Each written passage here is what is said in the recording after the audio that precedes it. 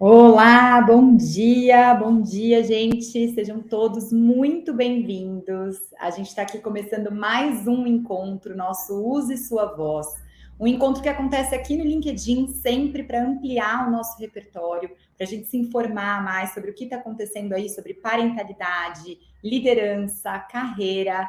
Eu quero começar me autodescrevendo aqui, então eu sou a Camila, eu sou uma mulher branca de cabelos castanhos abaixo dos ombros, olhos castanhos. Estou vestindo uma camiseta preta, um colar amarelo, um fone roxo e atrás de mim o cenário está branco. Bom, para a gente não demorar, eu queria deixar alguns recados. Esse é um evento interativo, então a gente precisa e quer contar com vocês. É muito importante a participação de vocês.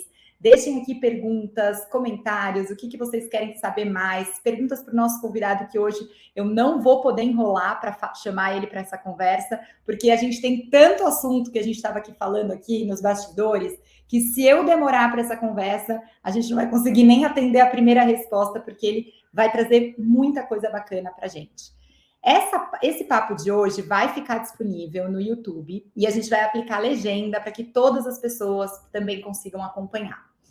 Então vamos lá, gente. Quando a gente pensou nesse tema e quando a gente fala sobre parentalidade, são muitos os desafios, né? A gente fala muito sobre os desafios da mulher de conciliar filhos e carreira, o papel do pai, da paternidade, como é que a gente inclui esse homem. No último encontro, vocês tiveram aí essa conversa que está super incrível, dá para acompanhar aqui no nosso YouTube e também no LinkedIn. E a gente fala sobre pauta da diversidade, de inclusão, mas tem um personagem que é um dos pilares imprescindíveis nessa conversa e para qualquer empresa que queira trabalhar esse assunto. É falar sobre a liderança.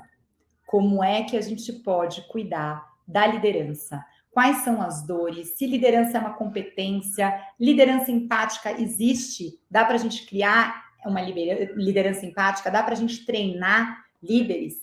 Sabe por que a gente está falando isso? Muito da nossa experiência e a gente escuta muitas vezes essa frase: a minha experiência depende da sorte de ter um bom gestor. Quem aí contou com a sorte? Me fala se isso é verdade. Ah, eu tive sorte de ter um gestor que me entendeu, eu tive sorte de quando eu dei a notícia que eu estava grávida, ele entendeu, eu tive sorte dele ter me ajudado no momento em que eu precisei.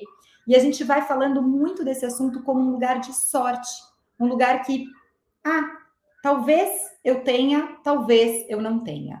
E isso ficou ainda mais claro quando a gente realizou um estudo recente com o Movimento Mulher 360, em que a gente mapeou ambientes pró-família nas organizações. A gente perguntou para mais de 1.500 pessoas, profissionais com filhos, o que é um ambiente pró-família para você. E a resposta, entre as iniciativas socioemocionais, entre as iniciativas importantes, estão a liderança acolhedora e empática. Esse foi o requisito principal apontado pelos profissionais. Então, a gente vai ter que falar disso, porque ainda hoje, pais e mães do nosso estudo também sentem grau de insegurança para contar sobre as suas necessidades. Então, a gente tem um trabalho bem grande pela frente e é por isso que a gente quis contar com a presença do Luciano Santos para nos ajudar a desvendar e a entender como é que a gente treina essa liderança, o que a gente pode fazer sobre esse assunto. O Luciano Santos, ele é pai da Olivia, ele é escritor e autor do best-seller Seja Egoísta com a Sua Carreira. Ele é palestrante, mentor e ele é top voice do LinkedIn 2020. Ele já teve mais de 20 anos em grandes empresas como UOL, Google, Facebook e, sério, ele tem os posts mais divertidos e sinceros do mercado. Eu estava comentando com ele aqui no bastidor que esse último do ambiente de trabalho, eu mesma ri muito, achei muito bom. E aí, Luciano, seja muito bem-vindo para essa conversa. A gente está realmente muito feliz de ter você aqui para nos ajudar. E eu já vou começar, para não me alongar, que eu acho que eu já me alonguei, eu quero saber para você, como é que as empresas podem fazer para não contar com a sorte? Ou melhor, né, para que todos nós aqui tenhamos a sorte de ter um bom gestor. Como é que a gente faz? Bom dia, Cami, toda a equipe que está aí por trás fazendo isso acontecer. É um prazer enorme estar aqui. Eu sou o Luciano Santos, eu sou um homem de pele morena, cabelos curtinhos, castanhos, um pouquinho careca, olhos castanhos, estou com uma camiseta polo preta e com fundo aqui com vários livros, né, que provavelmente eu li uns 20%, talvez menos, mas que eu estou tentando mudar essa realidade. Obrigado por me chamarem para falar sobre esse tema tão legal e tão importante e tão necessário, né, de discussão. E é triste, né, Cami, quando a gente pensa que ter um bom líder é sorte. Né? Ter um bom líder não é sorte, gente. É uma consequência de uma falta extrema de treinamento de liderança que a gente tem no mercado. Tá? Então, já estou jogando a bomba agora, então deixa eu voltar um pouquinho aqui, Cami, e explicar o que eu estou falando. No livro que a Cami citou, né, que eu lancei recentemente, eu falo muito sobre a felicidade no trabalho, né, e a satisfação. E eu trago uma série de estudos, pesquisas e consultas, né, e em uma delas a gente chega num número de que 60% das pessoas não são felizes no trabalho, né, não tem satisfação. Né. Isso é um fenômeno global, independente da geografia, da indústria, né, ou da senioridade, isso é um fenômeno global. E quando a gente, né, e tem muitas coisas por trás disso, a gente não vai se aprofundar nesse tema hoje, mas quando a gente olha as causas da infelicidade, a causa número um, com 50% de apontamento, é o chefe. Então, vou repetir. A causa número um percebida, tá, gente? Não é a maior, é a percebida, que o profissional percebe, né, os profissionais, né, no agregado. A causa número um da infelicidade e insatisfação no trabalho é o chefe. Disparada, com mais de 50% de apontamento, ou seja, metade das pessoas apontam para o chefe. E aí você se pergunta, né, por quê? Né? Porque eu não dei sorte de ter um chefe. Né? E entra essa questão, você vê, da sorte, então, são pessoas que não têm sorte. Existem várias linhas sobre liderança, várias linhas de pensamento. Tem uma linha de pensamento que fala que liderança é um dom. Né? Então, o mundo é dividido em pessoas que são líderes e pessoas que não são líderes. Né? E tem algumas outras linhas. Essa primeira é uma baboseira, tem CEOs que acreditam nisso, não faz o menor sentido. Né? A ciência já provou, né, que liderança é algo muito mais amplo para ser colocado numa caixinha ali, né, e de castas. O que o Luciano acredita? Eu acredito que liderança é uma escolha. Eu escolho ser líder. Independente se eu sou extrovertido, introspectivo, se eu sou especialista, eu escolho. Depois que eu escolho ser líder, vem a parte mais difícil. Eu preciso me formar um líder. Eu tenho que me formar um líder. E para eu me formar um líder, eu tenho que adquirir muito aprendizado. Então, vamos pegar aqui alguns requisitos básicos de liderança. Não vou conseguir cobrir todos, gente, é extenso, mas vamos lá. Dar feedback com eficiência, saber comunicar de maneira estruturada, saber delegar, saber priorizar, saber gerenciar conflito, saber se relacionar com outras equipes para conseguir fazer algo acontecer, ter one-on-ones, conversas de carreira poderosas com a sua equipe, ter empatia, respeitar, ter um ouvido diverso. Você vê que, né, hard skills e soft skills, né, são muitas coisas. Tudo que eu falei agora aqui, tudo é possível de treinamento e é possível ser aprendido. E aí a gente encontra bizarrices no mercado, né, do tipo, né, uma leitora que me falou, Luciano, eu não sei como responder para um feedback que eu recebi da minha gerente. Eu falei, qual foi o feedback? Ela falou que a minha aura está desbotada. O que você faz com um feedback desse? Nada. Né? Ou você não consegue lidar, né, um pouco mais de seriedade, você não consegue lidar, né, com aquele líder que acredita que uma mãe por ter filho vai ser menos produtiva. Né? Ele acredita nisso. Por quê? Porque ele não teve treinamento. E ele tem uma visão viciada, talvez observada, sobre o que é verdade e mentira com relação a isso. E é mentira, a gente já sabe que é mentira, só que não faz sentido. Mentira. Não existe nenhuma correlação de produtividade, ser mãe, não ser. Não tem correlação. E se um dia tiver, eu chutaria que vai ser por ser mais produtivo, mais eficiente, gerenciar projetos melhores, né, e tudo mais. Então, quando a gente voltando para a sua pergunta original, Cami, não é sorte, né? É consequência de uma profunda falta de treinamento das lideranças. Daí quando a gente pega, mas você está insistindo nessa profunda falta de, mas os líderes são treinados, não são. Eu fiz uma consulta com 6.500 líderes, 6.500 gestores de pessoas, de várias indústrias, de várias idades. E eu fiz uma pergunta muito simples para eles. Depois que você sentou numa cadeira de liderança, você recebeu algum treinamento para ser líder? Só 43% receberam algum tipo de treinamento, né, que foi dado pelas empresas. Olha só, gente, 4 de cada 6 líderes são treinados. E nessa consulta que eu fiz, ela tinha uma dimensão qualitativa. O que é uma dimensão qualitativa? Se você recebeu treinamento, me conta um pouco mais sobre quais treinamentos você recebeu. Quais a extensão, quanto tempo, etc. E quando eu analisei isso tudo, né, ficou muito claro para mim que, para a maioria, eram treinamentos rasos ou insuficientes. Então, a gente tem uma minoria de líderes que são treinados e, dentro dessa minoria, né, uma maioria que é mal treinada. Qual é a consequência disso? A sorte que você me falou no enredo da sua pergunta. Essa é a consequência disso. Esse é um dos fenômenos absurdos que acontecem no mundo corporativo e que a gente não enxerga, mas que está lá, né, e que precisa eventualmente ser solucionado. As empresas precisam investir, elas investem, né, a maior parte, né, do orçamento. Outro dia vi um dado que 60% do orçamento de treinamento das empresas vão para os líderes, né, mas não está chegando certo, não está chegando de maneira suficiente, né, então tem um longo caminho, Cami. Então, para fechar, né, essa sorte nada mais é do que uma consequência, né, de um comportamento que existe no mercado que precisa mudar. Eu acho super interessante te ouvir falar. Acho que aqui a Milene também trouxe assim, pessoas que falam sobre signo, ou eu dei risada quando você falou da aura, né? Então, essa forma da gente ter o feedback, mas ao mesmo tempo, gente, é importante a gente perceber que isso é cultural e que tá todo mundo nessa camada até de não se treinar e não se desenvolver, porque parece que a liderança é só uma consequência da vida de trabalhar, né? Então é como se fosse o próximo degrau, naquela linha mesmo, assim, até como mãe, quando a gente faz esse comparativo, porque a Filhos no Currículo fala muito que quando nasce uma mãe, nasce um pai, ou quando você se torna pai e mãe, a gente tem aí um paralelo muito importante com liderança, com uma escolha de ser líder, e na verdade a gente acaba tendo que assumir esse papel de liderança enquanto pais e mães dos nossos filhos e figura parental, quem estiver na linha de frente aí de criar uma criança, que todas essas habilidades que você trouxe, né, de dar feedback, de delegar, de priorizar, de gerenciar conflito, de ter uma comunicação estruturada, são habilidades que a gente precisa desenvolver também enquanto pai e mãe, e que a gente às vezes fica assim, eu não tive esse treinamento. A gente não sabe como é que a gente vai se capacitar nesses nossos papéis, né? Então, é a liderança menos como valor no sentido de líder nato da pessoa e mais enquanto competência mesmo que você está trazendo, né?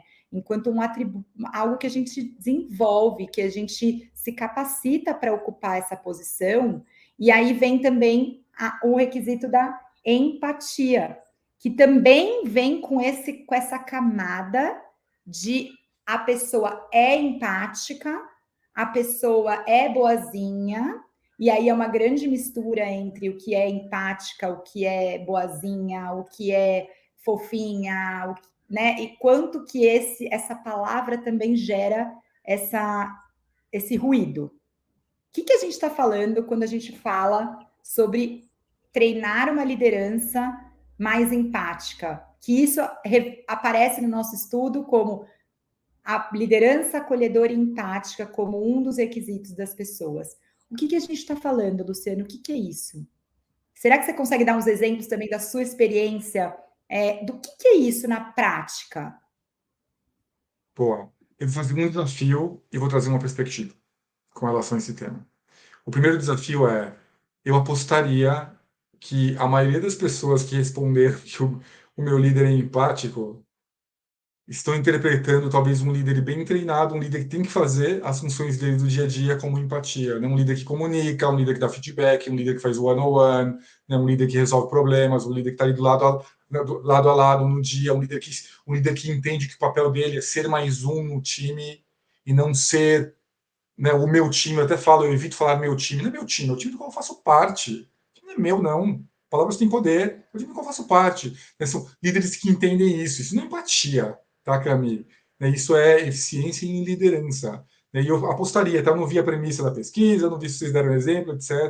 Né, mas na minha experiência como mentor, lidando com pessoas, quando as pessoas me trazem exemplos aí de líderes empáticos, líderes humanos, na maior parte das vezes são líderes bem treinados, líderes fazendo o que eles deveriam fazer, líderes fazendo arroz com feijão, que num lugar em que todo mundo passa fome parece um luxo absoluto, e não é.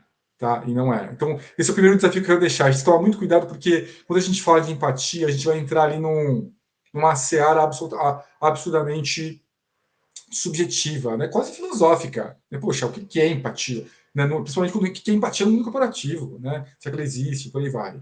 Agora, vamos falar da empatia, agora trazer a perspectiva, vamos falar da empatia como, né, olhando para o outro, né, e acomodando o outro ou enxergando o outro como um ser humano, tá, Cami? Se tiver alguma definição melhor, pode trazer depois, né? Mas vamos olhar isso, vamos pegar essa definição de empatia, que é a que a gente está mais acostumado, né? Com uma pessoa me olhando como outro ser humano, entendendo minhas necessidades, entendendo os meus momentos temporários, né? O que acontece em casa, o que está acontecendo comigo, né? Esse olhar um pouco mais humano e empático, né? Que muita gente chega para mim e fala, não tem como aprender. Ah, Luciano, não tem como aprender. Meu, outro dia alguém me falou, Luciano, meu, eu tenho um líder horrível, ele nunca vai aprender a ter empatia. Eu falei, será? Eu acho que talvez ele nunca tenha sido treinado, né, a ter empatia. Porque eu acredito que dá para treinar empatia assim. Sabe como dá para treinar empatia, Cami? Com bons exemplos. Né? Com bons exemplos. Com treinamento sobre os nossos vícios.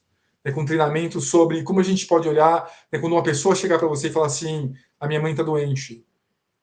Você, em vez de pensar a primeira coisa, nossa, ele não vai fazer o trabalho dele, pensar com a primeira coisa, peraí, primeiro, como eu posso ajudá-lo? Como eu posso dar um ombro? Existe algum recurso da empresa que eu posso passar para ele utilizar? E depois eu penso no trabalho. Inverte a relação de preocupação.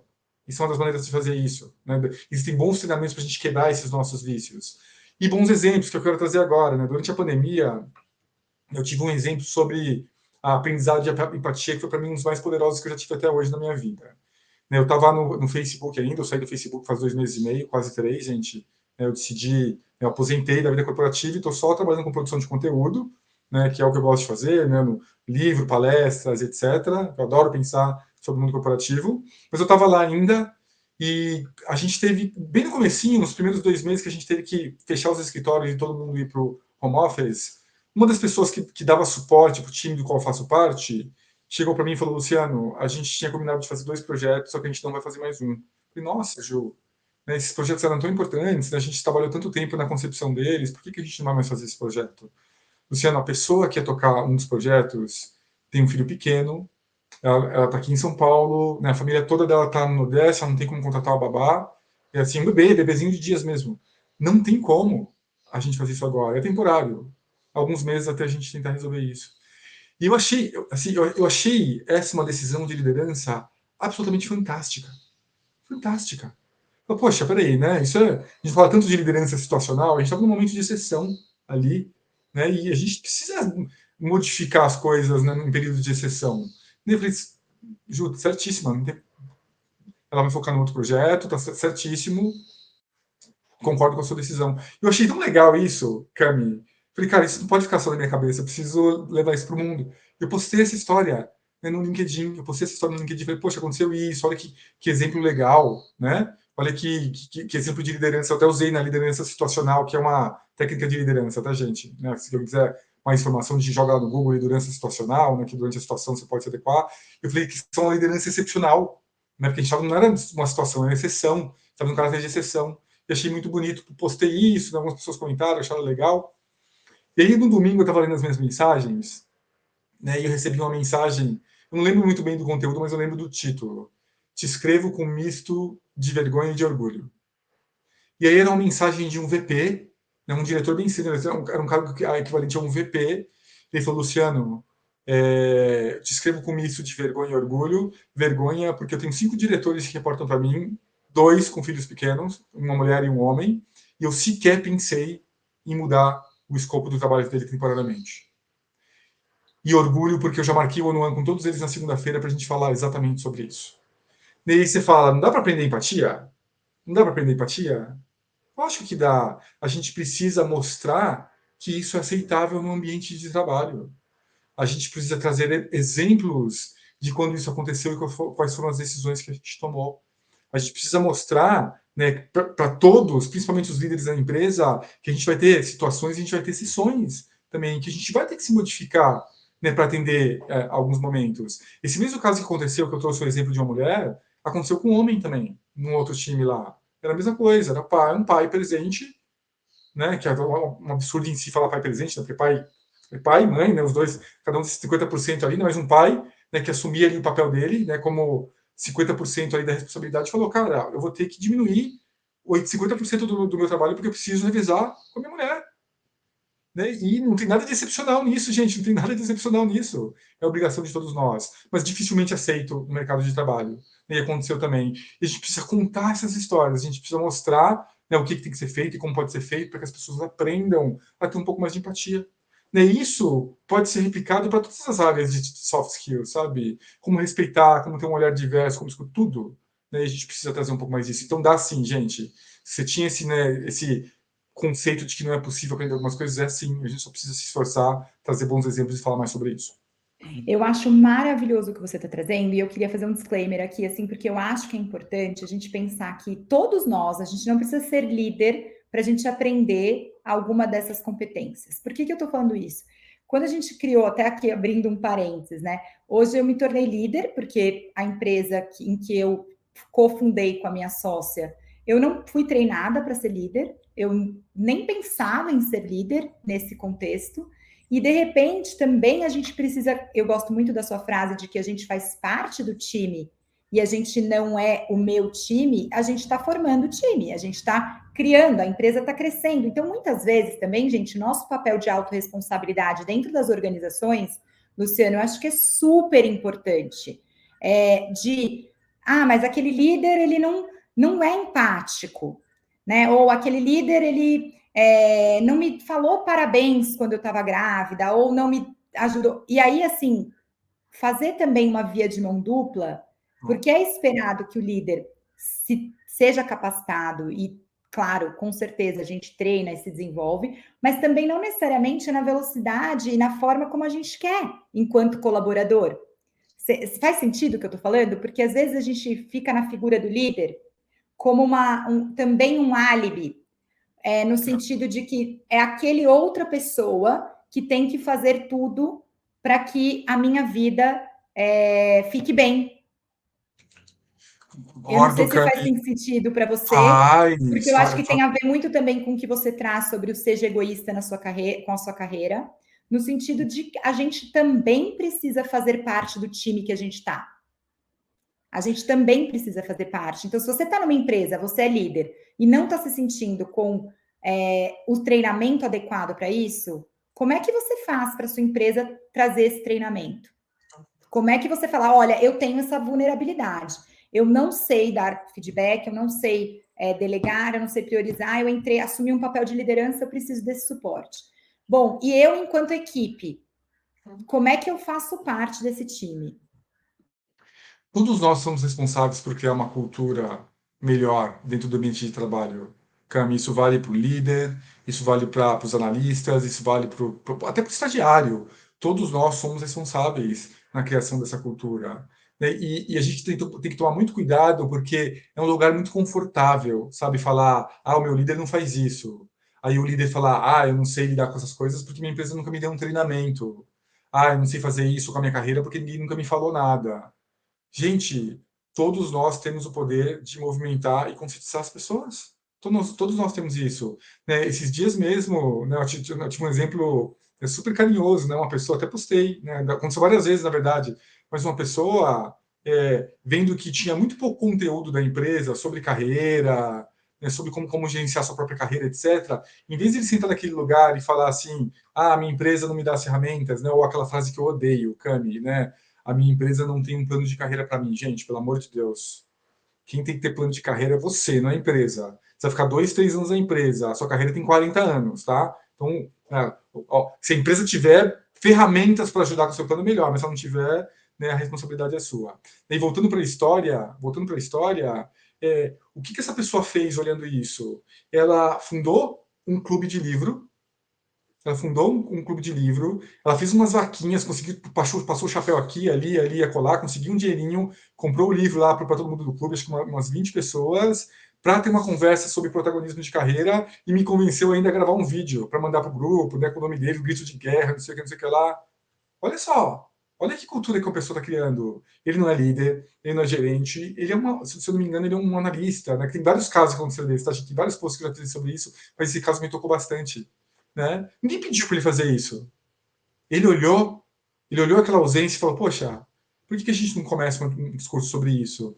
Essa discussão pode ser para a carreira, essa discussão pode ser para um hard skill, né? Aprender Excel, aprender alguma outra coisa, pode ser para diversidade, pode ser para maternidade, pode ser para paternidade, pode ser para tantas coisas.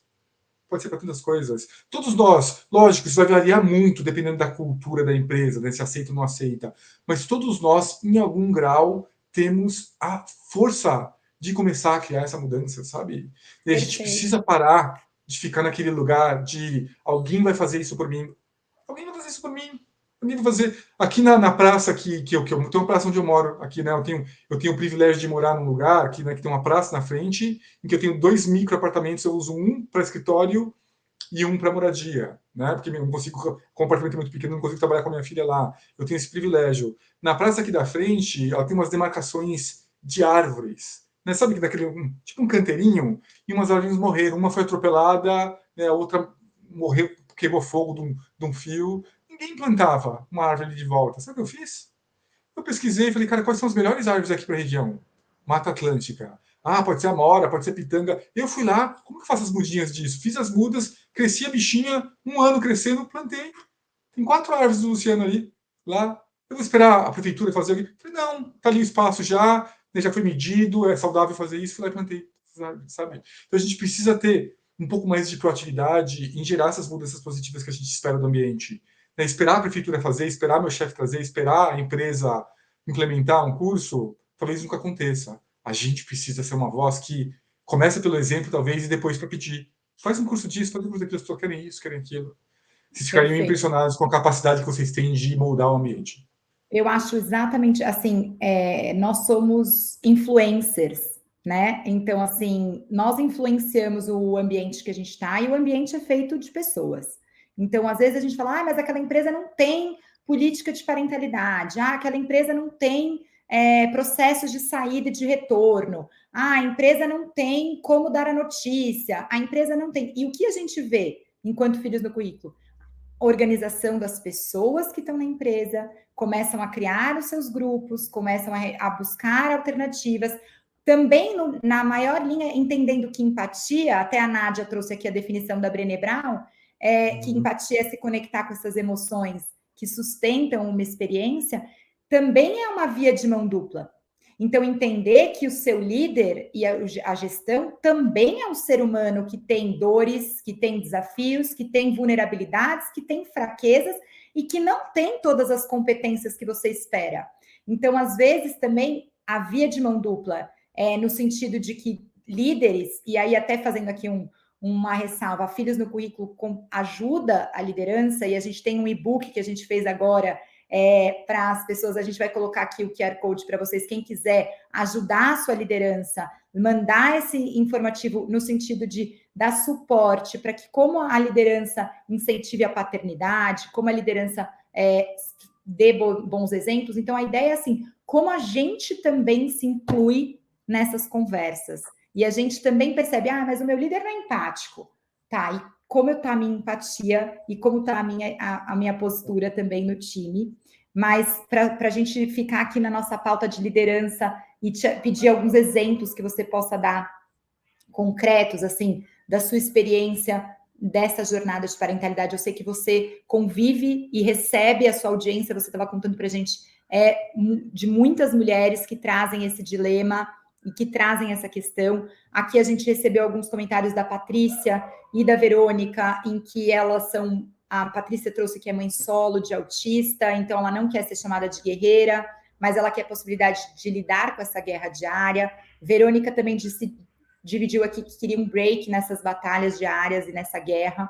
Então, acho que você recebe muito essa demanda e também teve a sua experiência como líder. Como que você consegue nos ajudar? Eu falo que algumas coisas me transformaram, sabe, Camille? Né, a primeira transformação começou quando os primeiros depoimentos chegaram para mim, né? Quando eu comecei a produzir conteúdo, né, os primeiros depoimentos, né, eu já ainda não era pai, minha filhinha estava ali com 1, 2 meses, eu comecei a receber muitos depoimentos, né? Eu lembro de um depoimento de uma pessoa que falou, Luciano, né, eu trabalho há 5 anos como gerente, né?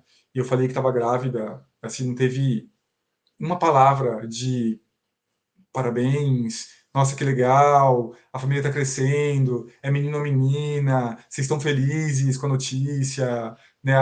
Alguma coisa que eu posso fazer para ajudar, né? Nenhuma palavra, nada, sabe? Só uma coisa seca, fria de, tá bom, então, né, quando você vai sair mesmo?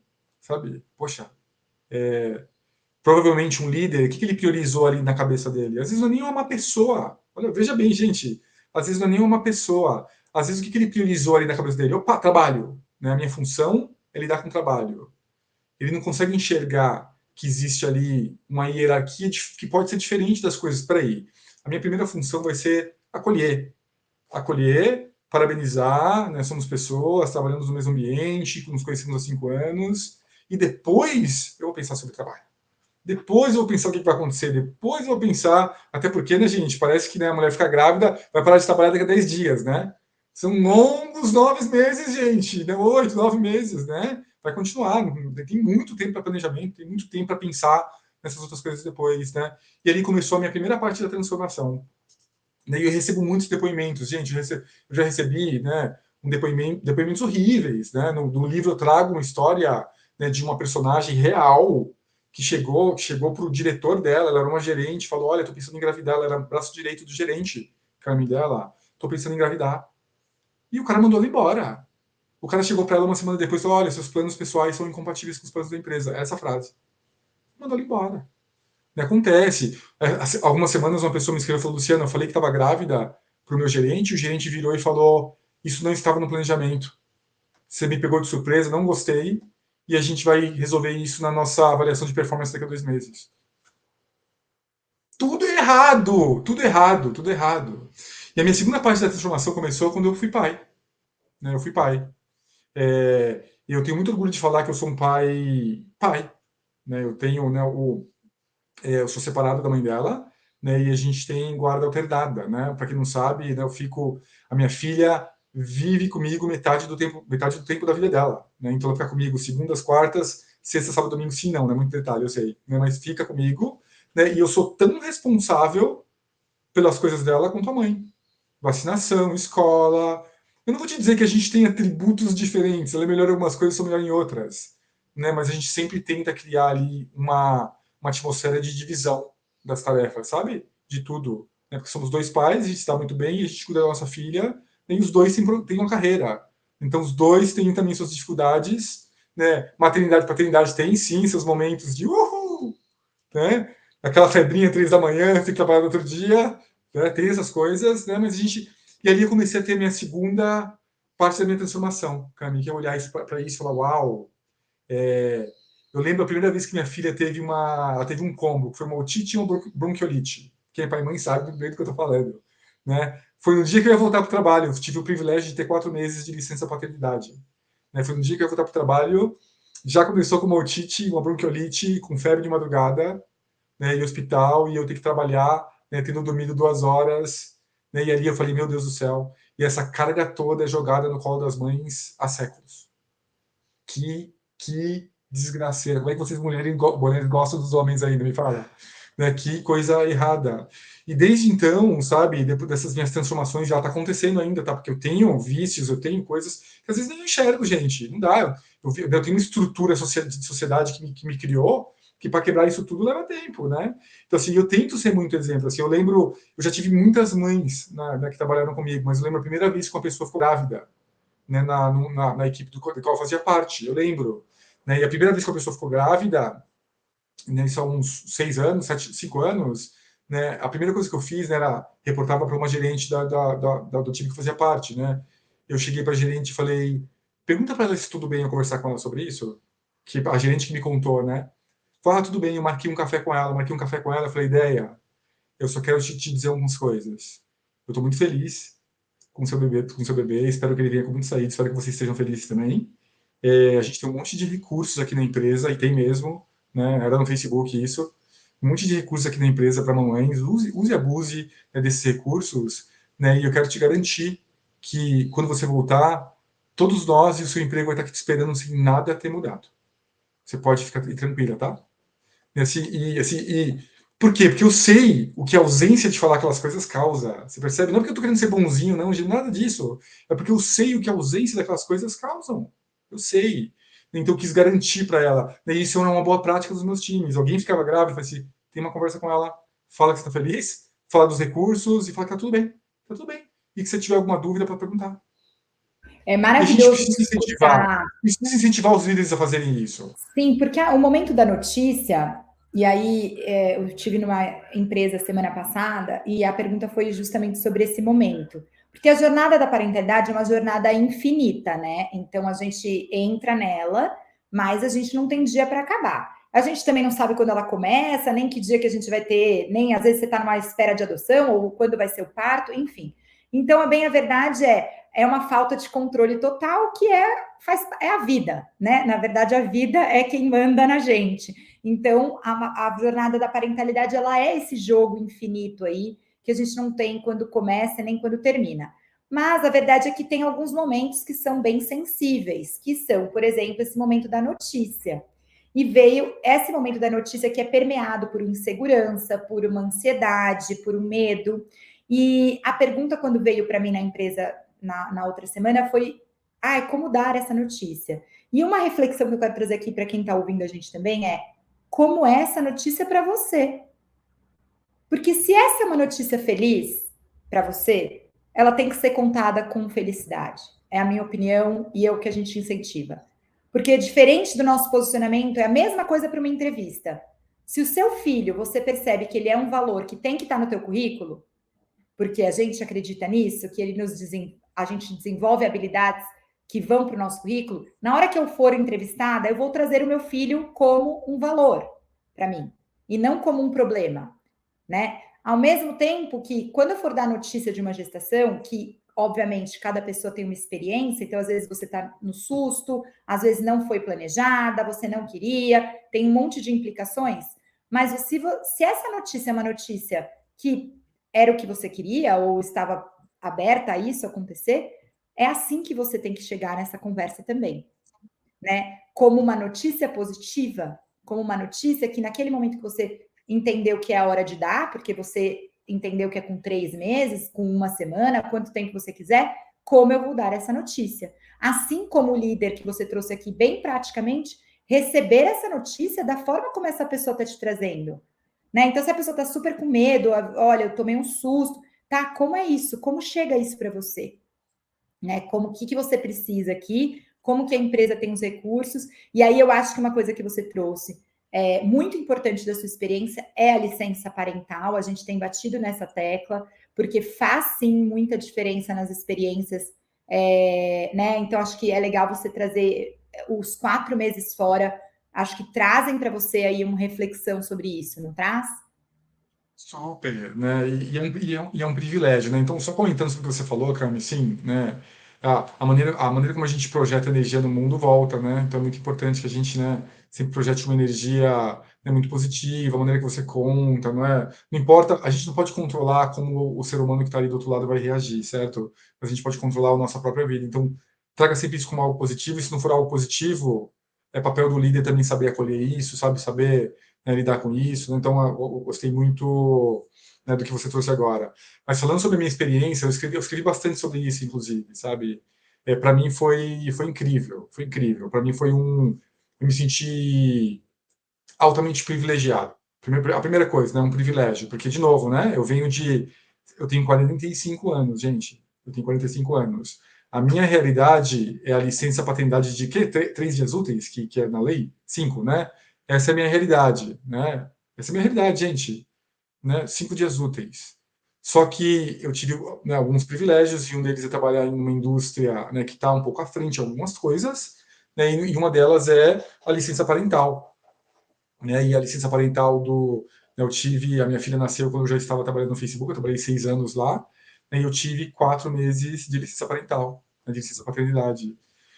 E foi incrível, gente, foi incrível. Assim, eu falo que eu sou absurdamente agradecido, né, da empresa ter criado isso, né, contra, né, os ventos do mercado e tudo mais, porque isso primeiro permitiu ficar com a minha filha no começo da vida dela, né? E a gente dividia ali, né? E a minha filha foi uma daquelas crianças que até os 3 meses de idade tinha a hora da bruxa. Você conhece essa, Cabi? Conhece, né? Assim, agora multiplica por 10. Multiplica por 10, né? Então foi uma criança, a gente nunca descobriu por que era isso, né? Então imagina, assim, em dois, já foi uma batalha passar por aquilo. Em duas pessoas, imagina uma mãe sozinha fazendo aquilo, ou um pai sozinho fazendo aquilo, né? E a maioria das vezes é claro que é uma mãe. Então, muito difícil. Então, a primeira coisa, eu me senti muito privilegiado em ter tido esse tempo, né? A hora da bruxa passou depois de 3 meses, gente. A gente fala que alguém veio durante a noite e trocou os bebês, porque não é possível que seja o mesmo, né? E a gente passou por aquele sofrimento e deram um bebê para a gente que de 3 meses para frente, hoje é uma criança que dorme 12 horas e você pode soltar uma bomba quando acorda, né? Inacreditável, né? E é porque é muito bom, né, para ambos os pais. Então, primeiro, esse sentimento de privilégio, né, de ter podido ali dividir, né, todas as tarefas com a mãe dela, e ter passado esse tempo com ela. Né, o segundo foi um pouco do que eu já comecei a falar para você na pergunta anterior, né, que é da perspectiva, né, de ter uma perspectiva diferente. É porque muitos dos meus amigos tiveram esses 5 dias né, de licença, né, paternidade, eles não vivenciaram isso, sabe? Eu lembro que eu tinha um amigo que falava, nossa, cara, vou ficar um pouco aqui do trabalho porque, né, a bebê lá em casa está dando trabalho. Ah, olha que absurdo. Né, hoje eu olho, e na época não clicou para mim. Hoje eu olho, cara, que absurdo isso. Não, ao contrário, você tem que sair 2 horas mais cedo para ir para lá. Né, e dividir, ter lá, né, a sua fração do trabalho, né, e que tem que fazer, e de cuidar da criança, etc., né, dividir, né, essas tarefas, que é o justo a fazer. Né? Então, isso me trouxe muita perspectiva sobre as dificuldades. Né? E não me entendam mal, gente, não é dificuldade. Um filho não é algo negativo, mas é desafiador no começo. Né? Eu me senti ali de volta Eu na vou fazer um escola. parênteses, não é no começo, não, minha gente. Eu parei no Eu vou quinto ano, ter estou saindo do quinto ano, Cami, só estou até o quinto ano, né? Mas é desafiador, né? Tem muita coisa ali no começo, né? É muito Então me aprendizado. trouxe essa perspectiva gigantesca de, opa, isso aqui é um mundo que o Luciano, líder, homem, não conhecia.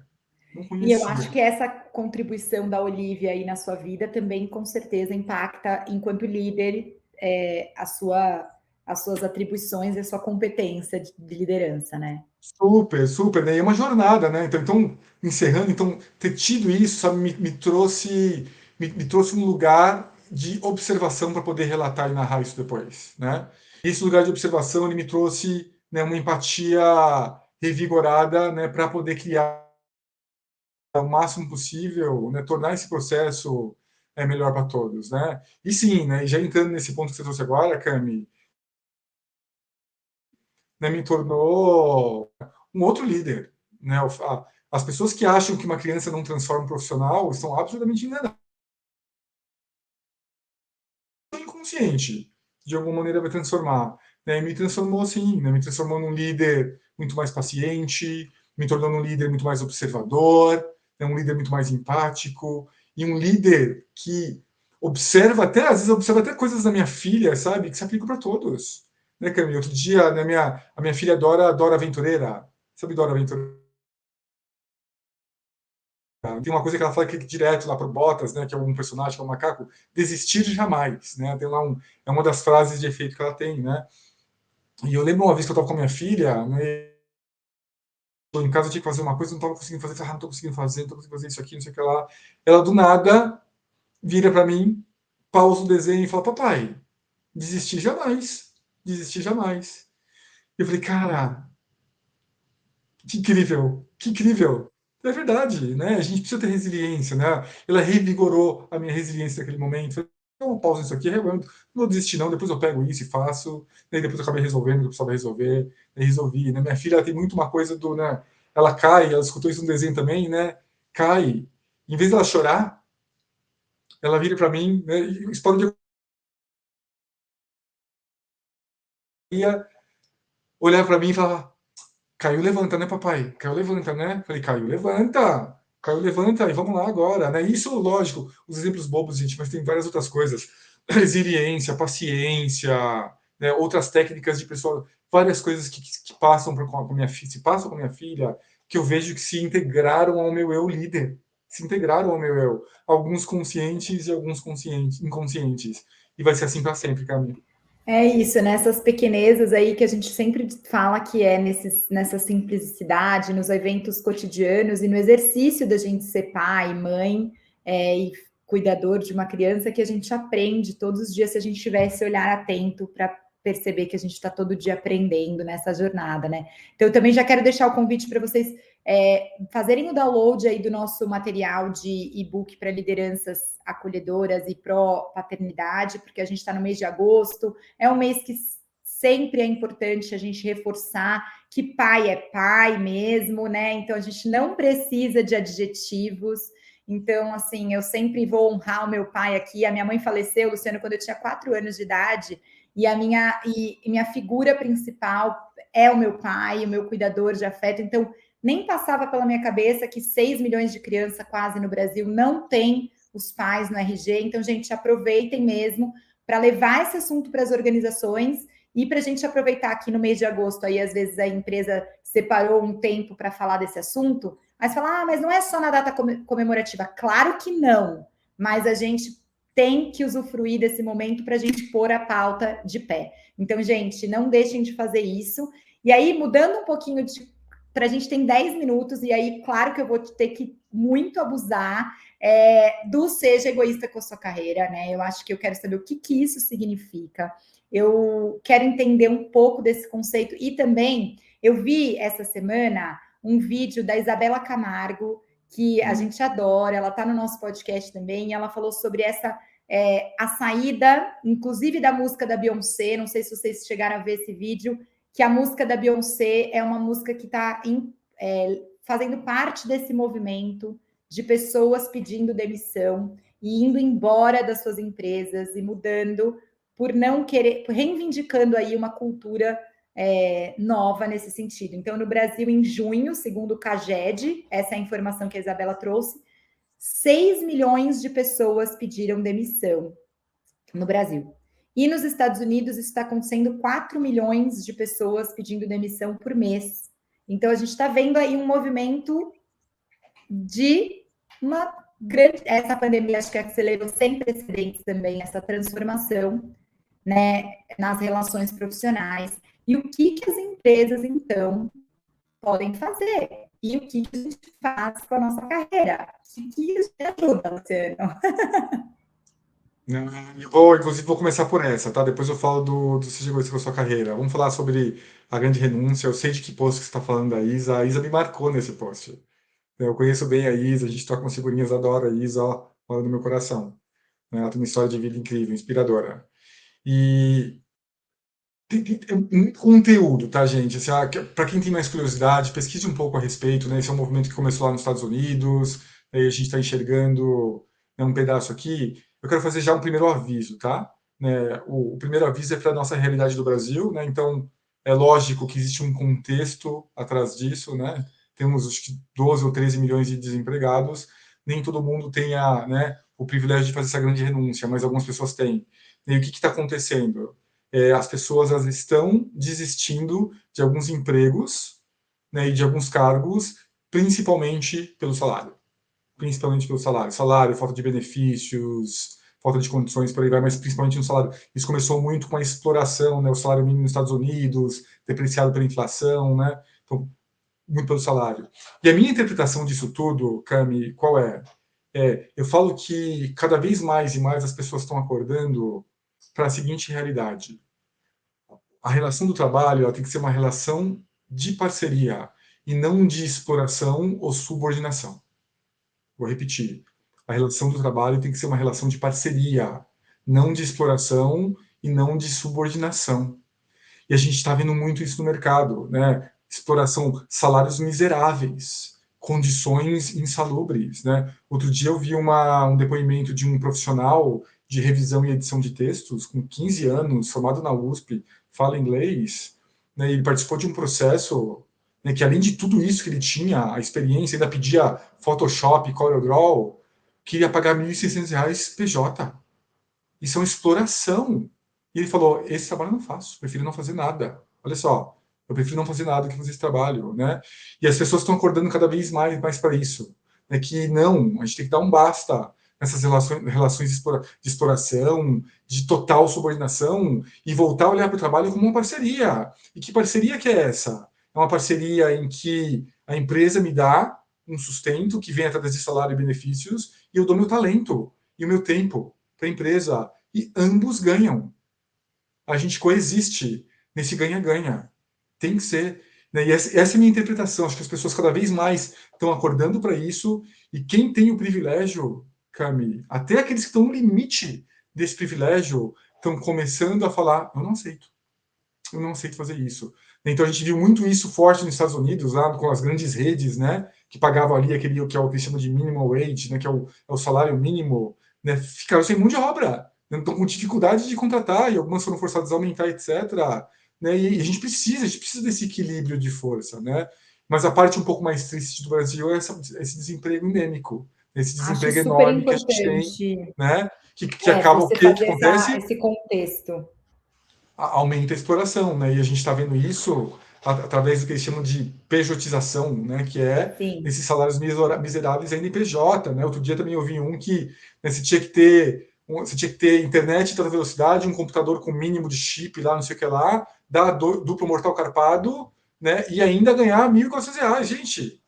E o que Só você o acha que as computador. empresas, para além, porque eu acho que a sua pesquisa, e aí vem o Seja Egoísta com Sua Carreira, que fala sobre a infelicidade no trabalho, que acho que também está associado a tudo isso, mas aí o que as empresas podem fazer? Porque eu entendo assim, você trouxe uma frase também no começo dessa conversa de plano de carreira tem que ser o seu e não o da empresa, né? Então, como é que a gente compõe? Vamos lá, né? Então, falando do Seja Egoísta com Sua Carreira, esse menino aqui, né? Esse é o meu livro, gente. Seja Egoísta com Sua Carreira, né? Ele é um livro chamado de best-seller, porque desde o lançamento dele, ele está entre os mais vendidos. Desde novembro do ano passado, ele está entre os mais vendidos, né? Em duas categorias, uma principal que é orientação profissional, né? E o autor aqui está muito feliz, que inclusive pausou o sabático dele por causa do sucesso do livro, né? E hoje eu estou levando essa mensagem. E o que eu falo no livro, né? O livro, eu falo muito. O livro ele tem dois momentos, tá, Camille, que vai entrar no que você perguntou agora. O primeiro momento é um grande diagnóstico, né? Por que as pessoas são infelizes no trabalho? Gente, trabalho é o lugar que a gente passa mais tempo da nossa vida acordado. Não tem mais nada na nossa vida que a gente faça que ganhe do trabalho em termos de tempo. Nem passar tempo com os filhos, com a família, nada. Só sono ganha do trabalho. E nem sempre. Só o sono ganha do trabalho. Então, a maneira como a gente se sente no trabalho vai refletir em toda a nossa sociedade e no nosso núcleo familiar. E saber que a maior parte das pessoas são infelizes com seus trabalhos foi um insight que eu tive dolorido, né? Porque não precisa ser assim, tem que ser diferente, né? E nessa minha busca, Cami, sobre, poxa, como que a gente muda essa realidade, né? Eu falei um pouquinho no começo do nosso papo, né, que o percebido é o chefe, né? A causa maior a percepção maior de quem causa esse sofrimento é o chefe. Mas sabe qual é a causa real? Nós mesmos. Nós mesmos. Nós mesmos somos os grandes responsáveis por essa infelicidade. Lógico que o macro, né, as forças macro, economia, empresa, chefe, indústria, leis, influenciam. Mas ninguém mais, além da gente, tem maior poder e maior controle sobre todo esse processo. E essa é a segunda parte do livro. A segunda parte inteira do livro fala sobre a nossa necessidade de protagonismo. E a nossa necessidade de protagonismo, ela vai muito além de tomar uma decisão, de pedir a conta. Ela começa na nossa preparação, em observar o mercado, em se tornar um profissional competente, em aprender habilidades, em aprender inglês, em criar um network de qualidade, em ter um mentor ou criar mentores não pagos, né, ao seu redor. São muitas coisas que a gente pode fazer. Eu falo para as pessoas, né, que a gente tem muito mais controle sobre a nossa carreira do que a gente imagina, Cami. Eu garanto isso. Isso aqui não é uma coisa que o Luciano está falando que ele acredita. Eu vejo isso. Gente, eu já mentorei mais de 1.000 pessoas profissionalmente e outras milhares informalmente. Esse livro aqui, às vezes eu falo que eu tenho vergonha de falar que ele é meu. Mas ele é. Eu que escrevi, eu sou formado em letras, eu adoro escrever, eu que escrevi esse livro. Por que eu falo que eu tenho vergonha de falar que ele é meu? Porque esse livro aqui ele é um compilado do que eu chamo de efeito dia da marmota. Você assistiu o Feitiço do Tempo, Cami? É um filme, gente, em que um jornalista vai cobrir o Dia da Marmota nos Estados Unidos e acontece um feitiço, ele morre e acorda no mesmo dia. E quando eu fazia as mentorias, depois que eu fiz 500, 700, 800 mentorias e as milhares informalmente, eu comecei a me sentir no Dia da Marmota. Eu falei, gente, as pessoas, elas erram e sofrem nos mesmos pontos. Então, o que eu trouxe no livro é quais são os maiores aprendizados no agregado dos profissionais. Quais são os maiores arrependimentos? Quais são os maiores ângulos? Quais são as maiores perspectivas? E eu falo, Cami, que eu gosto de trazer para as pessoas uma realidade que está escondida delas. E eu falo que todos nós, a gente tem essa pecinha aqui, ó, dentro da nossa cabeça, que é chamada cérebro, que é uma das tecnologias mais incríveis que existe no universo, que a gente sabe, até agora, que a gente conheceu. Só que é cheia de bug. Ela é cheia de bug. E eu falo que a gente cria realidades fechadas. E a realidade não é fechada. Para tudo que a gente pode pensar, existem múltiplas perspectivas. E eu quero trazer à tona essas perspectivas. Né? Eu trouxe um exemplo para vocês no começo, né, da profissional que me procurou no Instagram e falou, Luciano, apareceu uma vaga interna, mas eu não vou aplicar. Eu falei, por quê? Porque eu só tenho 60% dos atributos da vaga e eu teria que ter 100%. Eu falei, não! Se fosse um homem com 20% dos atributos, eu tinha aplicado. 60 é muito, é mais do que o suficiente. Aplica sim, aplica sim, aplica sim. Pilhei mesmo. Ela, será? Eu falei, sim. Que mal pode acontecer? Nenhum. Só um não. Eu falei, exato.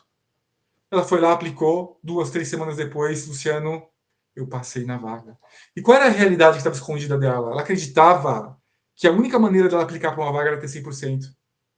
E se eu te falar que isso acontece dezenas e dezenas de vezes em vários aspectos da nossa carreira, que a gente acha coisas que não são necessariamente reais ou verdadeiras. E isso, gente, só tem uma pessoa que vai resolver: você, através da educação, do conhecimento.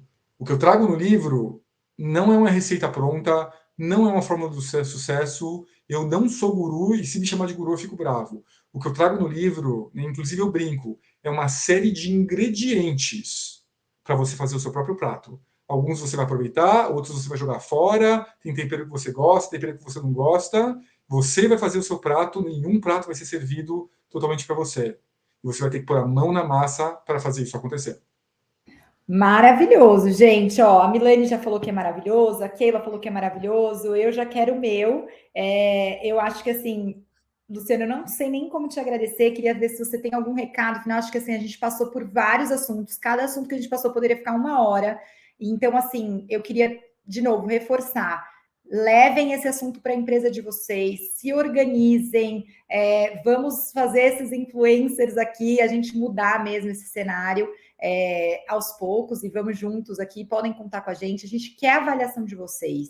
Então, uma coisa que é muito importante é ouvir a opinião de vocês, também deixarem nos comentários se vocês querem outros assuntos, outras perguntas. Vamos deixar, o Luciano responde tudo, né, Luciano? Conta aí, você quer deixar seu recado final e ainda dá tempo de você levar esse mês para sua empresa os temas de paternidade, porque todo mês dá. Mas agora a gente está aqui, domingo é Dia dos Pais, eu te desejo um feliz Dia dos Pais também, que você aproveite bastante aí, eu vou estar longe do meu pai, então quem também não tem pai, eu queria dizer que nem sempre as datas são um momento feliz para todos, mas que a gente faça a reflexão da figura paterna como imprescindível e muito importante em todas as relações.